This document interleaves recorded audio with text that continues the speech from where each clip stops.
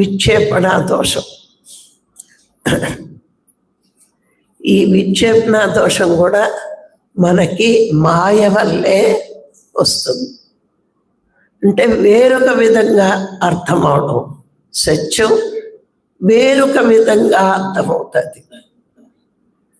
ఎక్కడుంటారు కొంతమంది, శివుడే దేవుడు, విష్ణుమూర్తే దేవుడు, మా యేసుబాబే దేవుడు, మా అల్లాయే దేవుడు. దేవుడు అంటే వీళ్ళకు ఒక పరిమితిగా ఉంటారు వీళ్ళు. అంటే ఏంటి, వాళ్ళు నమ్మినది సత్యం. ఇప్పుడు విష్ణుమూర్తే దేవుడా, శివుడే దేవుడా, ఇంకా అంతకు మించి ఎవరు లేరు. మీరు వెళ్ళండి, కొన్ని సంస్థలు ఉంటాయి, ఆ సంస్థల్లో వాళ్ళే దేవుళ్ళు.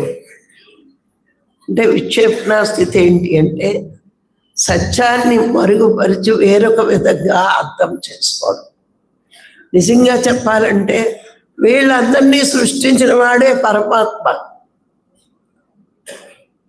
ఇది ఇంకా తెలియకపోవడమే విక్షేపణ దోషం. నాకు శివుడు ఇష్టమైతే శివుడే దేవుడు అంటున్నాను, విష్ణుమూర్తి ఇష్టమైతే ఆయనే, ఇంక యేసుప్రభు ఇష్టమైతే ఆయనే, అల్లా ఇష్టమైతే ఆయనే. ఎందుకైంది, సత్యం తెలీదు, ఇదంతా సత్యం అనుకోవడం, వీళ్ళే దేవుడు అనుకోవడం. నాకు వెంకటేశ్వర స్వామి ఇష్టమైతే వెంకటేశ్వరం టాప్ లెవెల్లో ఉన్నాడు దేవుడు అంట, యేసుప్రభు ఇష్టమైతే ఆయన టాప్. మనకి ఏది నచ్చుతుంది అంటే సత్యం తెలియక సత్యాన్ని వదిలి అసత్యమే సత్యం అనే భ్రాంతి ఒకటైతే, తనకు తెలుసున్నదే సత్యం అనుకోవడం విక్షేపణ దోషం.